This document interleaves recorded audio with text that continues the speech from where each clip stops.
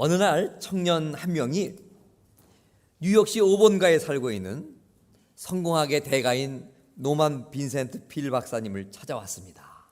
그래서 이 청년이 이 박사님을 찾아와서 박사님 잘 좀 구해주세요. 문제가 생겼어요. 저로서는 아무리 이 문제를 해결하려고 해도 도저히 이 문제가 너무나 무거워서 해결할 수가 없습니다. 청년의 얘기를 가만히 듣던 이 필 박사님이 그럼 내가 자네를 문제가 전혀 없는 사람들이 있는 곳으로 한번 데려다 줄 테니 한번 그곳에 가서 다시 한번 자네의 그 문제를 생각해 보게나 하면서 청년을 이끌어서 정말 한 걸음 한 걸음 이제 가고자 하는 곳으로 갔습니다. 여러분, 이제 제가 질문 하나 드릴게요. 여러분 어쩌면 이 답을 많이 알고 계실 거예요. 이 필 박사님은 청년을 데리고 어디로 갔겠어요? 어디로 갔겠습니까? 공동묘지로 간 거예요. 공동묘지에 갔더니 그 필 박사님이 청년을 가리켜서 이 많은 공동묘지 안에 그 15만 명 이상의 많은 사람들이 묻혀있는 그 묘지를 가리키면서 청년 보거래야, 이곳에는 정말 많은 사람들이 묻혀있다 한다. 그러나 문제를 갖고 있는 사람은 아무도 없다네. 무슨 말입니까? 죽은 사람에게는 문제가 있을 수 없다는 거예요. 다시 말해서 자네가 지금 겪고 있는 그 문제, 비록 자네에게는 힘들고 버거워서 이처럼 염려스럽고 당황스럽지만 어찌 보면 그것이 자네가 살아있다는 그런 증거가 아니고 무엇이겠는가, 이런 말씀을 그 청년에게 했다는 것입니다. 대부분의 사람들은 우리 삶에 문제가 끼어들기를 원치 않습니다. 아무 문제도 없는 삶이야말로 가장 우리의 삶 가운데 이상적인 삶이다, 그렇게 생각을 합니다. 그래서 무슨 문제가 생기기도 하면 조금 마음이 불편해지기도 하고 무엇인가 잘못되고 있지는 않는가, 인생이 꼬여 있지는 않는가 믿으면서 생각하면서 염려하기도 하고 신사한탄을 하면서 살아가면서 그 생긴 문제에 자신의 모든 에너지를 소모하면서 이렇게 살아가는 것입니다. 문제만 없으면 내 인생이 봄날일 텐데, 이 문제만 해결이 되면은 아무 문제 없는데 바로 이 문제 때문에 내 인생은 이렇게 꼬이고 내 인생은 이렇게 정말 피지를 못하는 거야. 많은 사람들이 이런 생각을 하면서 살아가고 있습니다. 여러분, 무슨 일 때문에 염려하고 계십니까? 무엇 때문에 비관하고 계십니까? 비관주의자는 문제를 한탄합니다. 그러나 낙관주의자는 문제를 기회로 삼습니다. 낙관주의자는 문제 뒤에 숨은 기회의 얼굴을 바라볼 수가 있습니다. 두려움에 떨며 문제를 피하는 대신에 두려움을 떨쳐내고 문제를 해결할 수 있는 그런 삶을 살아가는 자가 누군가? 비관주의자가 아닌 낙관주의자인 것입니다. 어느 날 하나님께서 모세를 부르셨어요. 모세야 너의 민족 가운데에 각 지파 가운데에 한 사람씩을 뽑아서, 즉 12명의 정탐꾼을 뽑아서 내가 장차 너희들에게 인도하고자 하는 저 적과 꿀이 흐르는 가나안 땅을 한번 다녀오라. 모세는 하나님 말씀 앞에 순종하면서 각 지파에서 한 명씩, 그래서 12명의 정탐꾼들을 선발했어요. 12명의 정탐꾼들이 가나안 땅을 가서 이런저런 자기 나름대로의 관점을 가지고 살펴보았습니다. 그리고 12명이 다시 고향으로 돌아왔어요. 우리가 잘 아는 대로 그 가운데 10명, 먼저 그들은 근심하며 염려하면서 그만 원주민들의 거대한 제국의 기가 눌려서 우리들은 메뚜기와 같습니다 하면서 염려하며 근심하며 불안해하고 두려워하면서 큰일 났다, 저기 가서 과연 우리가 살 수 있을까 근심하면서 많은 사람들 앞에 그 부정의 그 결과 보고를 하게 됩니다. 내가 염려하고 내가 불안했어요. 내가 걱정하고 내가 비관했어요. 그런데 많은 사람들 앞에 얘기하면서 내가 막 갖고 있는 이 부정의 에너지를 한 사람에게 이 10명의 정탐꾼들은 쏟아내기 시작했어요. 그러나 여호수아와 갈렙이라는 두 명의 정탐꾼이 있었습니다. 가나안 땅에 커다란 과일들을 가져오면서 그것은 아주 이런 것입니다, 그것은 이런 것입니다, 얼마든지 우리들이 가서 살아 살 수 있는 하나님 말씀대로 젖과 꿀이 흐르는 땅입니다, 긍정적인 좋은 평가를 사람들에게 나누었습니다. 이 두 부류, 10명의 정탐꾼들과 여호수아 갈렙, 이 정탐꾼의 이 두 부류들은 마침내 어떠한 결과를 맞이했겠어요? 말할 것도 없이 당연히 여호수아와 갈렙은 젖과 꿀이 흐르는 가나안 땅에 입성하여 하나님의 놀라운 복을 받으며 살았지만, 10명의 이 비관적인 정탐꾼들은 그 하나님의 인도하시고자 하는 가나안 땅에 발을 딛지 못했다는 거예요. 그러나 어떻게 생각해 보면 하나님의 이러한 10명 정탐꾼에 대한 어떤 심판 이전에 이들은 이미 가나안 땅에 들어갈 수 없는 자들이었어요. 왜 그랬을까요? 바로 그들의 마음속에는 이러한 부정적인 생각, 비판적인 생각으로 염려하고 불안해했으며, 나아가서는 기골이 장대한 가나안 원주민으로 인하여 두려워했어요. 그래서 이들은 하나님의 이러한 조치 이전에 이미 자신들이 갖고 있는 부정적인 생각과 염려와 불안과 두려움의 그 열매를 거둬들이게 되는 거예요. 우리 몸에는요 100억 개 이상의 어마어마한 세포들이 있습니다. 그런데요 참 희한한 것이, 내가 어떤 생각을 하느냐에 따라서, 내가 뇌에서 비관적인 생각을 한다 하면 그 모든 그 100억 개 이상의 모든 우리 몸을 이루는 세포들은요, 그 나의 그 뇌의 부정적인 생각의 지령에 따라서 모든 신경망을 통해서 부정적인 시스템으로 변하기 시작하는 거예요. 근심하면요 머릿속으로만 근심하게 되는 것이 아니에요. 근심을 하게 되면 우리 모든 세포는 근심 모드로 이 시스템이 전환되는 거예요. 대표적인 그런 현상 가운데, 근심하면 어떻게 돼요? 얼굴에 있는 세포가 어떻게 변해요? 근심 조직으로 벗겨서 걱정, 수심이 어린 얼굴로 변하게 되는 거예요. 근심하게 되면은 모든 세포가 변해서 어떻게 돼요? 몸이 위축돼요. 그래 대표적으로 위장도 위축되겠죠. 위도 위축되겠죠.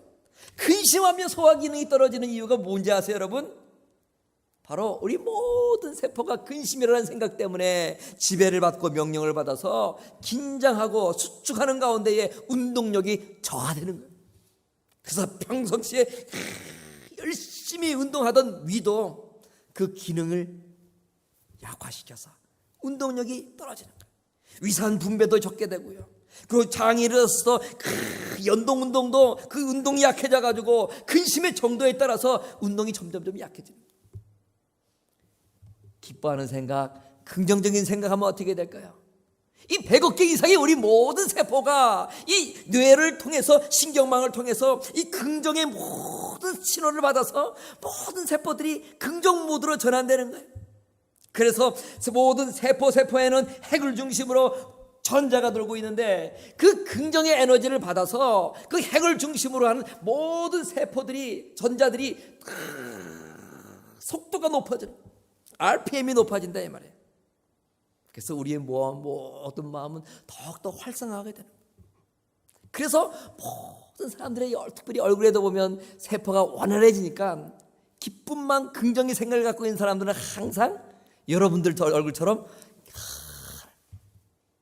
비관적인 생각을 갖고 있는 사람은 인상을 쓰부리는데도 긍정적인 생각, 소망을 갖고 있는 여러분의 얼굴 모습을 보면 항상 그럼에도 불구하고 미소가 떠나지 않는 이유가 어딨냐? 바로 이런 하나님이 우리를 만들어주신 그런 원리 때문에 그렇다 이 말이죠. 1974년부터 77년까지 이 뉴욕 시장을 역임한 이 에비브 빔이라는 시장이 있었어요. 이 재임 당시에 어느 한 해는요 그만 19,000명이라는 많은 사람들이 일자리를 잃어버렸어요. 그래서 뉴욕시는 곧 파산할 것이다, 이 에비브 시장이 발표를 하네요. 그런 에비브 시장의 염려는 뉴욕의 많은 기업들을 마침내 내쫓고 마는 결과를 가져왔어요. 그리고 에비브 시장이 말대로 정말 뉴욕의 경기는 자꾸 침체되기 시작했습니다. 그러나 이러한 비판적인 뉴욕 경제의 상황, 그런 상황 속에서 뉴욕 시민들은 이 에드 카치라는 새로운 시장을 이제 뽑게 돼요. 이 새롭게 시장에 임명된 이 에드 카치는 경기가 좋아질 것이라는 그 불안 속에 깃들어 있는 그 다시 회복할 수 있는 가능성을 하나하나 보게 되는 거예요. 그리고 마음속에 그것을 다시 활성화시켜서 경제를 일으킬 수 있다는 마음속에 확신을 가졌을 뿐만 아니라 많은 뉴욕 시민들 앞에도 자기가 그 본바 확신하는 바를 말로 설명하면서 그들의 마음속에 다시 한번 긍정의 마음을 일으키기 시작했어요. 한 해 지내니까 그 침체되었던 뉴욕 경제가 어떻게 되었을까요, 여러분? 어떻게 되었을까요? 좋아졌습니다. 여러분, 우리도 마찬가지입니다. 정말 우리가 긍정적인 결과를 원하고 있습니까? 그렇다면 비판하고 비관하고 염려하지 말고 긍정적으로 생각하고 긍정적으로 말할 수 있어야 됩니다. 창조적인 생각을 하고 풍성한 상상력을 동원해서 바로 믿음의 사고를 할 수 있어야 된다는 거예요. 걱정과 염려 같은 나쁜 습관, 불신앙적인 태도는 멀리 던져 버릴 수 있어야 되는 겁니다. 믿음의 사람이에요. 신앙의 사람이에요. 우리 모두는 그러므로 말미암아 어떤 상황 속에서 고요하고 침착하면 태연하면서 집중된 모습을 잃지 않고 하나님의 말씀을 붙잡고 소망 가운데 믿음의 태도를 잃지 말아야 돼요. 그런 가운데 어쩌다가 마음속에 근심과 염려가 생길 수 있어요. 근데 그 근심과 염려라는 것은 생각하면 생각할수록 나의 온 내리를 더욱더 지배하게 돼요. 맨 처음엔 요만한 거 자꾸 곰씹어서 근심하고 염려하게 되면 그 근심이라는 그 에너지에 자꾸 힘을 실어주게 돼요. 그래서 마치 풍선이 붕붕붕 불어오르듯 내 마음속에 조금 시작했던 그 근심과 염려 날마다 붙잡고 낮에도 붙잡고 밤에도 붙잡고 아침에도 일어나면 또 붙잡아서 걱정하고 걱정해서 그 조그만 염려 속에 근심 속에 에너지를 자꾸 불어넣어주는 거예요. 그 조그마했던 에너지가 자꾸 내가 만져주고 걱정해주고 근심해주고 하니까 에너지를 불어넣어주게 돼가지고 요만했던 그 근심이라는 에너지가 내 마음속에 점점 부풀어오는 풍선처럼 팽창하기 시작하는 거예요. 그래서 나를 점점 하나님의 사람답지 못하게 소망을 앗아버리고 만들어가는 거예요. 나도 그렇게 점점 하나님의 사람답지 못하게 근심 때문에 살아가는 것도 바람직하지 못한데 우리는 어떻게 해요? 그 커진 근심, 그 커진 염려 가지고 이제는 어떻게 해요? 세일즈맨이 된다 이 말이에요. 외판원이 된다 이 말이에요. 그래서 사람을 찾아가요. 만나는 사람마다 또 내가 갖고 있는 이 근심 말로 전하는 거예요. 또 그 사람도 그 에너지 받아가지고 또 같이 근심하게. 이 사람 만나면 이 얘기, 이 사람 만나면 이 이야기, 부정적인 얘기 자꾸 전해서 만나는 사람들마다 부정적인 에너지를 전가해서 부정적인 어떤 분위기를 자꾸 만들어낸다 이 말이죠. 여러분, 오늘 우리들은 신앙인이에요. 그리스도인이라 이 말이죠. 그렇기 때문에 어떠한 상황 속에 있어도 조용히 근심 걱정이 있다 할지라도 오히려 그 속에 깃들어 있는 하나님의 뜻을 생각해보고 내가 살아있구나, 살아있기에 이런 문제들도 일어나는구나 하는 넓은 마음을 가지고 이 문제를 통해서 나를 더욱더 성숙시키시고 나를 더욱더 변화시키실 하나님을 더욱더 찬양할 수 있는 믿음의 사람의 태도를 우리는 가져야 되는 거예요. 바로 오늘 성경에 보면 바울이 이러한 믿음의 태도, 이러한 성격, 이런 모습의 주인공이었어요. 오늘 본문 6절 말씀을 보세요. 아무것도 염려하지 말고 모든 일에 기도와 간구로 너의 구할 것을 감사함으로 하나님께 아뢰라 이렇게 말씀하셨어요. 바울이 염려하지 말라고 하는 이때 이 상황은 어떤 상황이었는가? 마치 에드 카치 뉴욕 시장이 자기가 시장으로 부임했을 때에 임했던 그 곤두박질 치고 바닥을 향하여 내리 정말 달려가고 있는 그 뉴욕시의 경제 상황과 같이 자신이 그 말을 하고 있는 그 빌립보 교회, 자신이 정말 염려하지 말라고 말하고 있는 그 모든 대상들, 빌립보에 있는 그 성도들의 상황은 이단들이 너무나 많이 들어와서 그 진리 가운데 믿음 생활을 하는 것을 방해하는, 그런 아주 영적으로 혼란스러운 상황이었어요. 뿐만 아니라 온갖 핍박이 있었던 시절이 그 상황이었어요. 그리고 서로 다투고 싸우고 해서 서로 이 빌립보 교회가 분열되면서 다투고 싸움이 끊이지 않는 그런 상황 속에 바로 바울은 그들을 향하여 염려하지 말라, 기도와 간구로 감사함으로 하나님께 아뢰라 말씀하고 있는 거예요. 그럼 이처럼 바울은 들으면 이런 말을 하고 있는 바울은 어떤 상황이었는가? 바로 로마의 깊은 감옥 속에 이 3층 정도의 깊이가 된다고 했으니 제법 깊은 감옥이었어요. 지하 감옥에 성경에 보면 착고가 채여 있다고 그랬어요. 손이 편하지 않았습니다. 발이 편하지 않았습니다. 온몸이 어거가 돼서 정말 지하의 그 껌껌하고 축축한 그 감옥 속에 갇혀있는 꼼짝 못하는 그러한 죄인 아닌 죄인 신세에 그런 감사하라, 기도하라, 간구하라, 염려하지 말라 말하고 있는 거예요. 바울은 지금 하나님 말씀 전하다가 죄인 아닌 죄인이 되어서 정말 감옥에 갇히는 신세가 되었어요. 어떻게 생각하면 억울해요. 분노할 수 있는 상황이고 좌절할 수 있는 상황이었죠. 그럼에도 불구하고 바울은 염려하지 않았어요.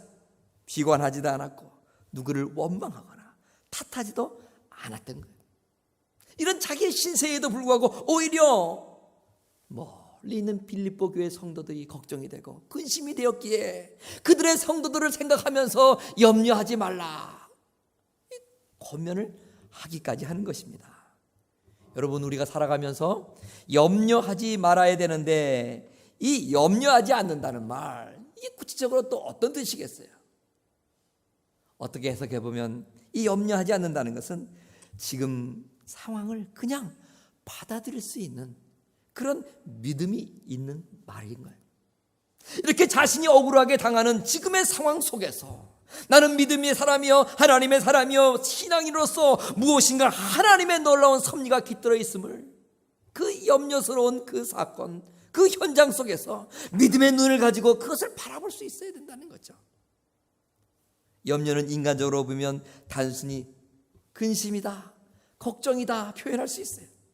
그러나 신앙적으로 해석하면 근본적으로 하나님의 보호와 인도에 대한 의심, 이것이 바로 염려라 말할 수 있는 거예요. 하나님에 대한 신뢰의 결핍이 바로 그래서 염려다 하는 것이죠. 이러한 염려는 세상적으로 눈을 돌릴 때는 정말 얼마든지 일어날 수 있어요. 성도에게 있어서는 정말로 그렇게 해서는 안 될 일이죠. 그러므로 성도는 주 안에서 염려, 걱정과 초조와 불안 언제든지 이것을 떨쳐버리고 그 속에 깃들어 있는 하나님의 뜻을 발견하며 또한 누구에게나 삶 속에 이런 어려움들은 있다는 넉넉한 그런 마음을 가지고 수용성 있는 인생으로서의 삶을 살아나갈 수 있어야 된다는 거예요. 성경을 보면요, 바울은 이러한 염려를 극복할 수 있는 방법을 우리에게 제시해 주었어요. 바로 방금 전 읽은 말씀같이 그 방법이 뭐냐? 기도와 간구다라는 것입니다. 이 기도와 간구를 염려의 해결책으로 바울은 우리에게 제시하고 있는 것입니다. 여기서 기도는 하나님께 구하는 일반적인 기도를 말해요. 간구는 뭐냐? 일정한 요구 조건을 들어서 간절히 하나님께 기도하는 것, 그것을 특별히 간구라 하는 별도의 이름을 붙였어요. 성도가 어떠한 그런 필요와 위협을 느낄 때에 그 해답을 세상에 구해서 구하게 된다면 그 결과는 어떨까요? 바로 세상 속에서 나의 어떤 두려운 마음과 어떤 필요를 구한다면 반드시 세상 속에서는 염려라는 답을 나에게 주게 되는 거예요. 근심이 찾아옵니다. 걱정이 됩니다. 두렵게 됩니다. 낙심하게 됩니다. 점점 우리의 심령이 어두워집니다. 마침내 우울해지고요, 심하면 폐인까지 되게 됩니다. 그러나 이와는 반대로 우리의 삶 속에서 어떤 필요가 있어요, 위협을 느낄 때 그 답을 세상에서 찾지 않고 하나님을 향하여 하나님께 찾으려 한다면 우리는 기도하게 된다, 간구하게 된다는 거예요. 인생의 필요와 위협의 해법을 세상의 방법대로 찾는다면 그 결과는 반드시 실패를 겪게 돼 있는 거예요. 그러나 세상의 방법이 아닌 믿음의 방법으로, 하나님의 방법으로, 말씀의 방법으로 해결한다면 그 결과는 엄청난 하나님의 복을 우리는 누리게 될 것이라 이 말이죠. 그런데 이렇게 염려를 극복하고 나아가 하나님의 복을 받는 비결은 기도의 간구에도 놓쳐서는 안 되는 매우 소중한 팁이 하나 있어요. 그게 바로 뭘까요? 성경에 있습니다. 감사라는 거예요. 감사. 기도할 때는 반드시 이 감사가 깃들어 있어야 되는 거예요. 여러분, 감사 누구나 다 쉽게 알 수 있는 말입니다. 특별히 누구에 대한 감사를 말할까요? 우리가 믿고 있는 믿음의 대상인 하나님을 향한 감사를 말하는 거예요. 우리가 늘 하나님 앞에 감사하지요. 무엇을 감사합니까? 나를 자녀 삼아 주심을 감사합니다. 나를 구원해 주심을 감사합니다. 나를 구원하기 위하여 독생자 예수님을 보내주심을 감사합니다. 날마다 우리의 삶 가운데에 함께해 주심을 감사합니다. 이렇게 감사를 해요. 그런데요, 우리가 주로 하고 있는 이 감사의 시제를 보면 주로 과거의 어느 순간부터 지금까지 이 주로 과거에 이루어진 일에 대한 감사가 우리의 감사의 대부분을 차지한다는 거예요. 근데 여러분, 오늘 이 성경에서 하나님 앞에 감사함으로 기도와 간구를 하라 할 때 이 감사, 어떤 시제를 내포하고 있는 감사일까요? 지나간 과거에 대한 감사보다도 오늘 성경에서 말하는 감사는 앞으로 이루어질 것에 대한 확신을 가지고 믿음을 가지고 그것을 믿음의 눈으로 바라보고 그것에 대하여 미리 감사할 수 있어야 된다는 거예요. 미래에 대한 감사를 말하는 것입니다. 장차 나의 기도와 간구로 들어주실 것에 대한 감사를 말하는 거예요. 하나님의 응답을 확신하면서 그 응답하실 하나님께 미리 감사하는 것, 그것을 바울은 감사다 말하고 있는 것입니다. 이런 감사, 즉 지금의 나의 기도와 간구가 응답될 것을 확신한다는 말은 곧 장차 나의 소원이 반드시 이루어질 것이라는 강한 믿음의 확신을 말하는 거예요. 이렇게 기도할 때 하나님께서 어떻게 해주시겠다고 말씀하셨어요?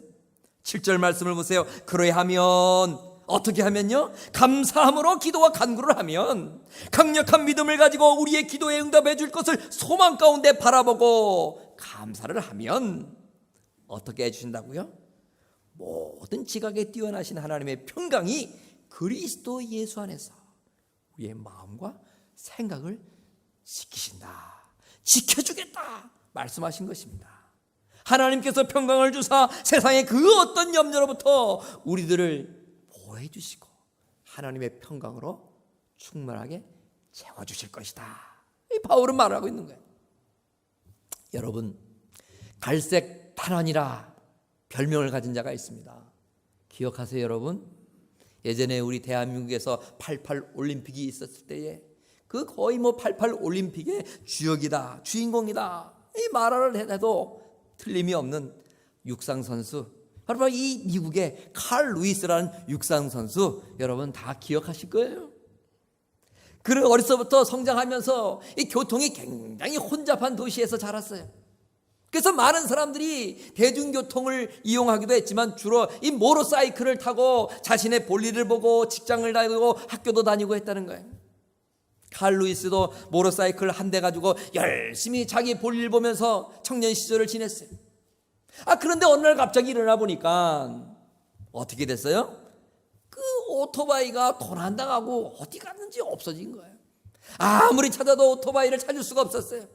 그 할 수 없어서 염려하고 좌절하고 불평했어요. 그러다 어떻게 또 용돈을 모아가지고 이제는 또 하나 사야 되는데 용돈이 예전만큼 모이지 않으니까 이번에는 모터사이클 대신에 자전거 샀어요. 이 자전거를 타고 열심히 또 이렇게 공부하면서 대중교통 대신에 이용을 했어요. 그런데 또 문제가 일어났어요. 또 잠을 자고 아침이 되었어요. 어떻게 됐어요? 또 자전거가 또 없어진 거예요. 사건은 항상 밤에 일어나는 거예요. 깜깜할 때. 그래서 이 자전거가 또 없어졌으니 또 내 팔자야, 내 신세야. 다른 사람들은 자전거 한 대, 모터사이클 가지고 한 대가 잘 하고 다니는데 나는 벌써 이렇게 2대씩이나 없어지니 왜 나한테만 이런 일이 일어나는가? 앞으로 어떻게 이 복잡한 이 도시에서 어떻게 살아갈 것인가? 용돈은 갖고 모이지 않는데 또 자전거를 살려면 참 짜증내고 불평하고 원망하면서 살았어요.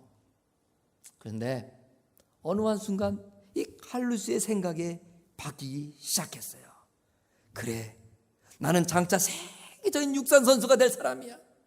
그런 이렇게 오토바이를 잃어버리고 자전거 잃어버린 것은 분명 나에게 어떤 하나님의 뜻이 있지 않을까 생각을 하기 시작했어요. 비관적인 생각을 했어요. 부정적인 생각을 했어요. 낙심했어요. 염려했어요. 짜증냈어요. 그리고 많은 사람들 탓하기도 하고 다른 사람과 비교하면서 자기 신세 한탄했어요. 그런데 이제는 뭐예요? 그런 모든 부정적인 생각을 떨쳐버리고 하나님의 생각을 하기 시작했어요. 하나님의 눈을 가지고 이 어려운 일, 이 자전거 잃어버리고 모터사이클 잃어버린 가운데에 하나님의 뜻은 무언가 있지 않을까 생각이 전환되기 시작했어요. 그러면서요, 그런 날마다 걸어다니기로 했어요. 뛰기도 했어요. 이제는 자전거 안 사리라, 이제는 오토바이 안 사리라 하면서 차라리 이런 계속적인 분실 사건을 통해서 하나님은 내 다리를 더욱더 걸어다니고 뛰어다니게 하면서 장래 큰 세계적인 육상선수로 나를 키우기 위해서 차라리 나는 이런 과정을 통해서 걷고 달리는 그러한 삶을 살아가라 그러시나 보다 생각하기 시작하면서 더 이상 자전거 없다고 해서 불평하지 않고 오토바이 없다고 해서 짜증내지 않았어요. 염려하지 않았다 이 말이에요. 힘들었어요. 그러나 열심히 걸어다녔습니다. 땀이 났어요. 그러나 열심히 뛰었습니다. 한 걸음 한 걸음 걷고 뛸 때마다 칼루이스의 그 놀라운 두 다리는 장차 세계적인 육상 선수가 될 수 있기에 점점 그 결과를 향해서 다가가기 시작했던 거예요. 그리고 열심히 걷고 뛸 때마다 장차 세계적인 육상 선수가 되는 그 순간을 향해서 그의 심장은 점점 강해졌고요. 열심히 걷고 뛸 때마다 그 칼루이스의 이 폐는 세계적인 육상 선수가 되는 그 순간을 향해서 자꾸 다가가고 있는.